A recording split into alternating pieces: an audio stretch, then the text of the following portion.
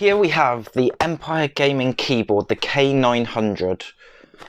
Is it just any old keyboard? It is not. It is an RGB keyboard. So what does that actually mean? Let's delve right in and have a look. So it's got an RGB LED backlight, 19 anti-ghosting keys, and a Windows disabled key. So in the box you get your quick start guide and also a few other bits and pieces, but the main reason for it is obviously the keyboard. So let's have a look straight at the keyboard.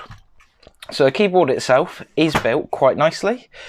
You've got tactile feedback on the keys itself, but the main part of this is the RGB side of it. So let's plug it in and have a look. So there we go, so it's all plugged in, and to start off with it comes up with this random mode, but you can easily transfer or go through all of the different modes. You can switch it off completely by pushing this one here, which is the light button, or you can switch it between pushing FN and 1, FN and 2, FN and 3, FN and 4, not quite sure about that one, I wouldn't use that one myself, and FN and 5. You then have a completely customizable FN and 6. However, I'd probably leave it on 3 or 4 to be honest. So with this keyboard, it's RGB. It's from a company I've never heard of, Empire Gaming. However, they started off in 2016, so they are a really new company, and they are gamers. So they've built this for gamers by gamers. In the box as well, you get your quick start guide, which just talks you through on how to do all the different bits and pieces.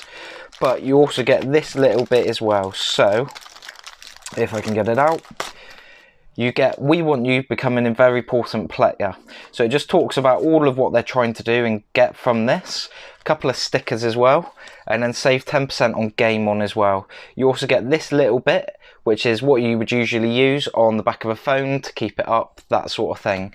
So what else can you want from a gaming keyboard? You've also got the braided cord as well, so that means you can treat it, pull it, do whatever you want with it, and it will survive. It feels like it's built to last. On this keyboard as well, you also have the 3 customizable keys on the left hand side. So you've got the G1, G2 and G3.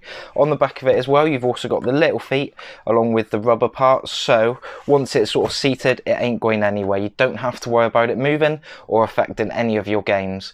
And for that reason, it's my #1 go-to keyboard.